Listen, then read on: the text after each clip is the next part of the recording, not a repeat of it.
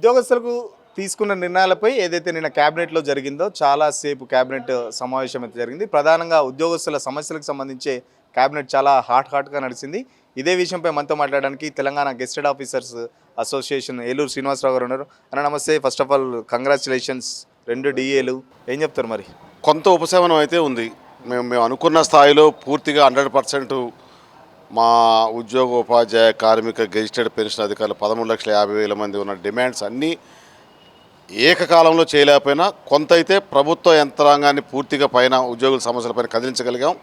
ప్రజలకు కూడా చెప్పగలిగాం ఈ మా డిమాండ్లు కావు, మా హక్కులు అనేది. మీ మీడియా ద్వారా అది వీళ్ళకి రావాల్సిన పనిచేసిన కాలానికి జీతం మాత్రమే. ఇవన్నీ గత 10-12 సంవత్సరాలుగా ఉన్న పెండింగ్ సంబంధించిన తాలూకా ఉన్న బిల్స్ తప్ప కొత్తగా గొంతెమ్మ కోరికలు కాదు, జీతం పెంపుదల కాదనేది మేము పూర్తిగా గౌరవ ముఖ్యమంత్రి వారి స్థాయి వరకు, అదేవిధంగా చీఫ్ సెక్రటరీ గారి స్థాయి వరకు, క్యాబినెట్ సబ్ కమిటీ వరకు, అదేవిధంగా ఆఫీసర్స్ కమిటీతో కూడా 206 సంఘాలతో కలిపి మొత్తం డిస్కస్ చేయగలిగాము. కొంత అయితే కదలిక వచ్చింది. పూర్తి స్థాయిలో 5 DAలు రాలేదు. అది ప్రభుత్వంలో ఆర్థిక పరిస్థితి కొంత ఇబ్బందికరంగా ఉన్న దాని మీద మేము మినిమం 3 ఇవ్వండి, మిగతా 2 ఎట్లా PRCలో కలుస్తాయి అని చెప్పాము. PRC కూడా అతి త్వరలో ప్రకటించమని చెప్పాం. PRC గురించి నెక్స్ట్ మీటింగ్లో డిస్కస్ చేద్దామని చెప్పారు. మేము అడిగిన 3 ఒకటని అడిగితే మేము 1 కాదు మినిమం 2 ఉండాలి. కొంత టైం 2-3 నెలలు అని చెప్పాము. 2-3 నెలలు 4-5 నెలలు అనేది జీవో మాత్రం ఇప్పుడే ఇవ్వాలని చెప్పాము. నేను క్యాబినెట్లో మీరే చూశారు, డైరెక్ట్గా గౌరవ ఉప ముఖ్యమంత్రి వారు డిక్లేర్ చేశారు 2 DAలు. కొంత ఉపశమనం ఉందని భావిస్తున్నాం. దాంతోపాటుగా అతి ముఖ్యమైనది పెండింగ్ బిల్స్. ఈ సిస్టమ్ తీసుకొచ్చిందే రాంగు. ఎక్కడ పనిచేసినా ఎనీ ప్రైవేట్ కంపెనీ కానీ జాతీయ స్థాయిలో అంతర్జాతీయ స్థాయిలో శాలరీ అయిన పిదప బిల్ చేస్తే అకౌంట్లో పడాలి. కానీ గత ప్రభుత్వంలో IFMIC సిస్టమ్ ఒకటి పట్టుకొచ్చి టోకెన్ సిస్టమ్ పెట్టి ప్రతిదానికి పనిచేసిన తర్వాత జీతం ఫిక్స్ అయిన తర్వాత బిల్లు శాంక్షన్ అయిన తర్వాత అది బ్యాంకులో క్రెడిట్ కావడం కోసం మళ్ళీ పైరవి అప్పటి నుంచే ఉంది. అప్పటి నుంచి ఉన్న బాకీల్లో కొంత బాకీ తీర్చారు. అయినప్పుడు కూడా ఇంకా 10-11 కోట్లు పెండింగ్ ఉన్న దాని మీద నిన్న డిప్యూటీ సీఎం గారితో క్యాబినెట్ సబ్ కమిటీ మీటింగ్ తర్వాత క్యాబినెట్ మీటింగ్ ముందు మళ్ళీ రిక్వెస్ట్ చేశాం. మాకు 11,000 కోట్లలో అతి ముఖ్యమైనది అది. అందులో రెగ్యులర్ ఉద్యోగులు ఉన్నాయి, కాంట్రాక్ట్ ఉద్యోగులు ఉన్నాయి, అవుట్సోర్సింగ్ ఉద్యోగులు ఉన్నాయి, పెన్షనర్స్ ఉన్నాయి, అందరివి ఉన్నాయి. అది అతి త్వరగా చేయాలి. మీరు గతంలో 600 కోట్లు పర్ మంత్ ఇస్తా అని చెప్పారు. అది ఒక బిల్లు కూడా క్రెడిట్ కాలేదని చెప్తే 700 crores ప్రయారిటీ బేసిస్లో ముందుగా రిటైర్డ్ అయిన ఎంప్లాయీస్కి మెడికల్ రియంబర్స్మెంటు, అదేవిధంగా రెగ్యులర్ ఎంప్లాయీస్ సప్లిమెంటరీ బిల్స్ కానీ చేస్తామని హామీ ఇవ్వడం జరిగింది. దాన్ని కూడా ప్రకటించారు. 700 కోట్లు అంటే తక్కువే, కానీ ఆర్థిక పరిస్థితి దృష్ట్యా కొంత మేము కూడా అర్థం చేసుకున్నాం. కానీ గతంలోనే 400 కోట్లు ఇస్తా అని చెప్పేసిన ముఖ్యమంత్రి అప్పుడు ఇవ్వలేదు. ఇప్పుడు 700 కోట్లు పెంచారు. 400 ఇయ్యని వాళ్ళు 700 ఎట్లా ఇస్తారు? ఇప్పుడున్న పరిస్థితి. ఇప్పుడు 700 కోట్లు ప్రతి నెల ఇచ్చుకుంటూ పోయినా 11,000 కోట్లు అంటే దాదాపు 15-16 నెలలు పడుతుంది. మళ్ళీ రిటైర్డ్ ఎంప్లాయీస్ మళ్ళీ యాడ్ అవుతూనే ఉంటారు. ఎట్లా సెట్ చేస్తారు? మేము నిన్న క్యాబినెట్ సబ్ కమిటీకి కానీ గౌరవ ఆఫీసర్స్ కమిటీకి కానీ మేము చెప్పింది, ఇప్పుడున్న 11,000 పెండింగ్ బిల్స్ని మళ్ళీ రికరింగ్ క్యుములేట్ కాకుండా చూడండి. అవి రెగ్యులర్గా పేమెంట్ చేస్తూ 700 కోట్లు అడిగాం. అంటే 700 కోట్లు కాబట్టి టైం పడుతుంది, అందులో డౌట్ లేదు. కానీ సెకండ్ ఆల్టర్నేటివ్ లేదు కదా మాకు. మేము ఎవరిని అడగాలి? గతంలో ముఖ్యమంత్రి గారి మేము ఎవరి మీద కొట్లాడినా ముఖ్యమంత్రి గారి మీదనో, ఉప ముఖ్యమంత్రి గారి మీదనో, క్యాబినెట్ సబ్ కమిటీ మీదనో, గౌరవ మంత్రివర్యుల మీదనో, చీఫ్ సెక్రటరీ గారి మీద ఫైట్ చేయాలి.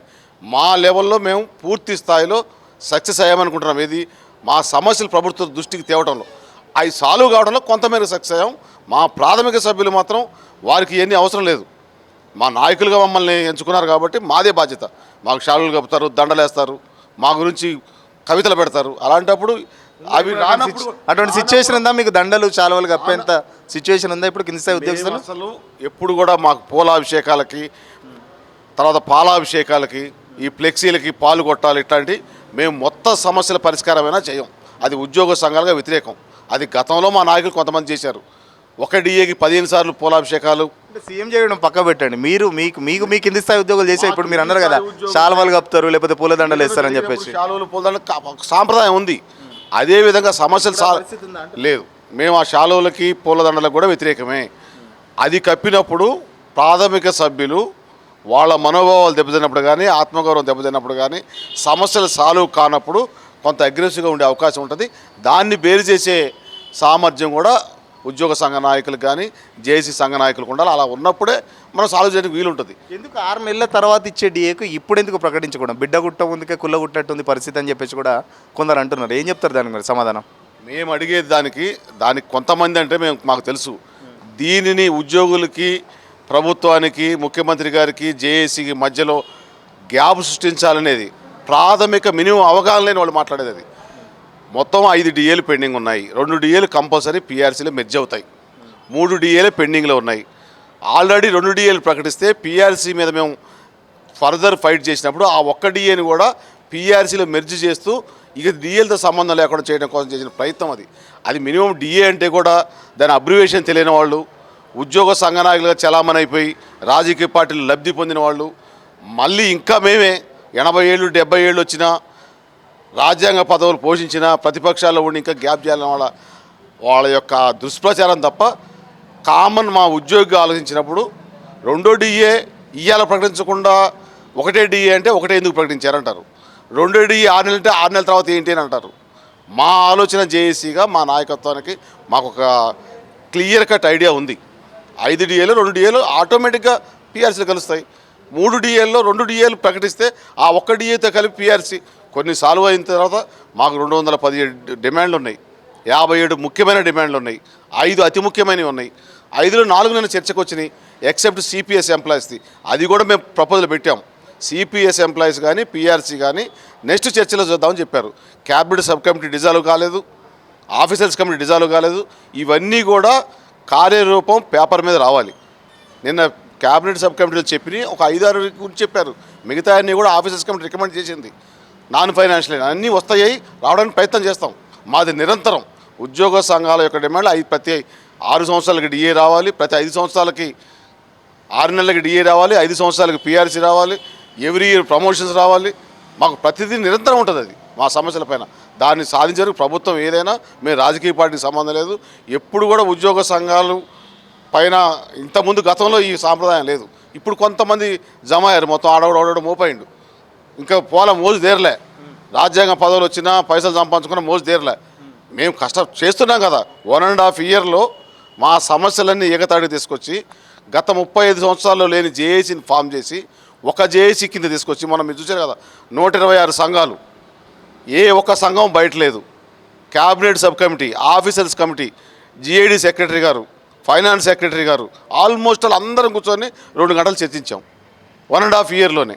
క్యాబినెట్లో కూడా ఉద్యోగుల సమస్యలపైనే సుమారు 1 గంట చర్చ జరిగింది. మేము ఉన్నాయి ఇప్పుడు 126 సంఘాలు అని చెప్తున్నారు. అన్ని సంఘాలు ఇప్పుడు హ్యాపీగా ఉన్నాయి ఇప్పుడు తీసుకున్న నిర్ణయాల ప్రకారం? పూర్తి స్థాయిలో హ్యాపీగా మా అన్ని డిమాండ్లు పేపర్ మీద వచ్చినప్పుడు మాత్రమే హ్యాపీగా ఉంటాయి.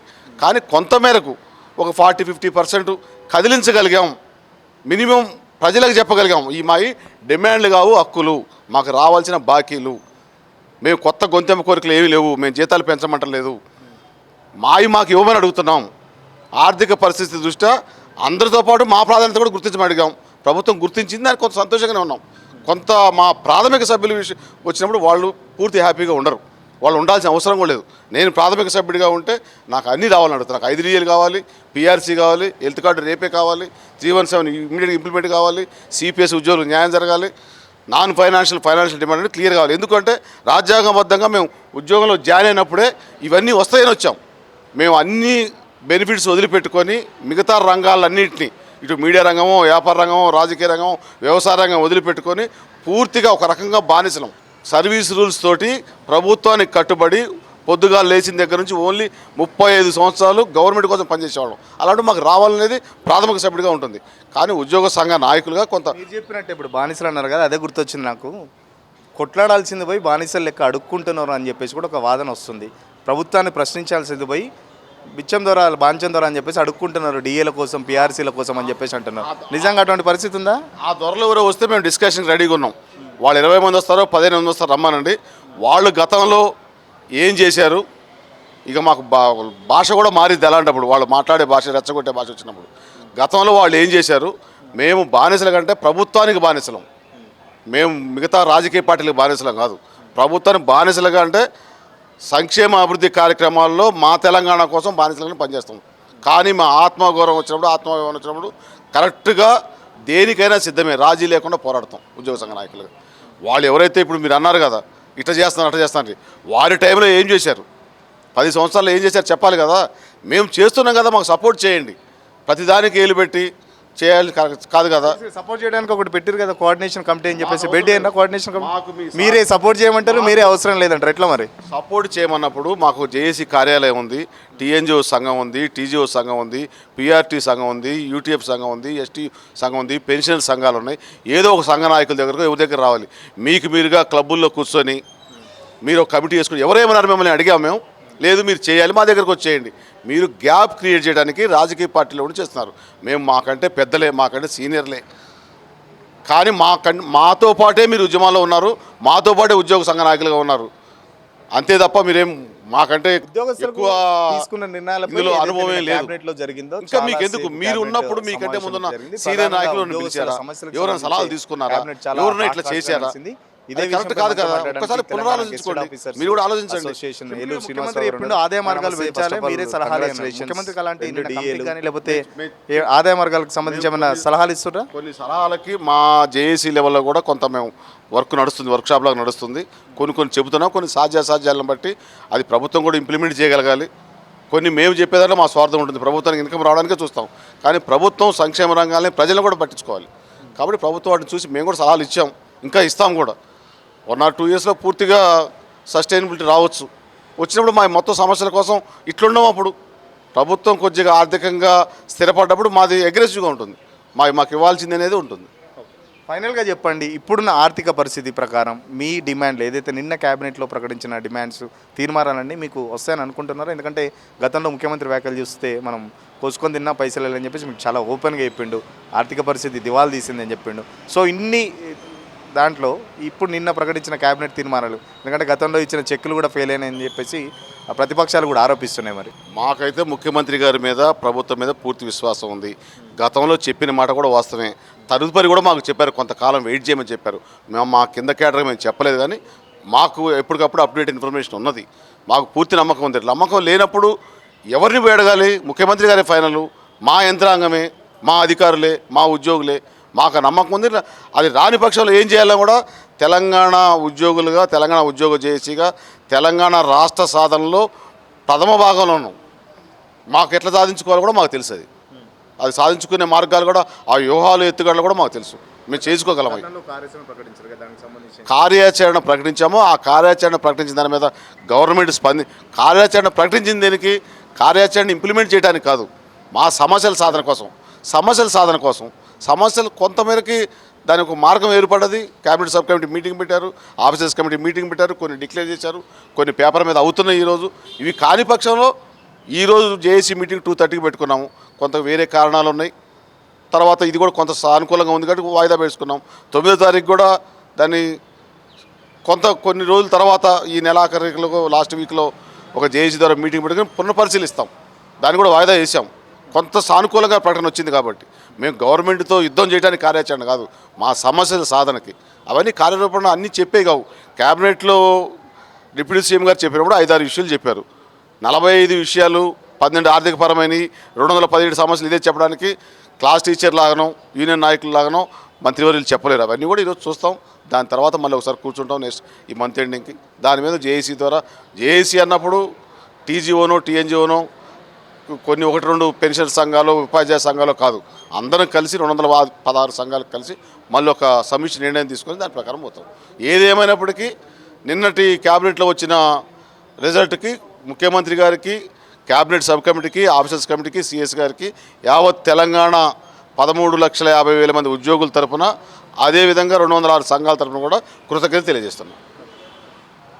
ఖచ్చితంగా నిన్న జరిగిన తీర్మానాలకు సంబంధించి కింది స్థాయిలో కొంచెం అసంతృప్తి ఉన్నమాట వాస్తవం. బట్ అవన్నీ కూడా త్వరలోనే సెట్ అవుతాయని చెప్పేసి, ఆర్థిక వనరులు ఆదాయం పెంచి మార్గాలు కూడా మేము చూపెట్టి, అవసరమైతే దానికి సంబంధించి ఉద్యోగస్తుల బాధలు ఒక్కొక్కటి తీరే విధంగా ఉద్యోగ సంఘాలుగా మేము ఖచ్చితంగా కొట్లాడతామని చెప్పేసి, దాంట్లో ఎలాంటి కాంప్రమైజ్ అయ్యే పరిస్థితి లేదని చెప్పేసి శ్రీనివాస్ చెప్తున్న పరిస్థితి. వీడియో జర్నలిస్ట్ కళ్యాణ్తో సురేష్ పల్లవి టీవీ, హైదరాబాద్.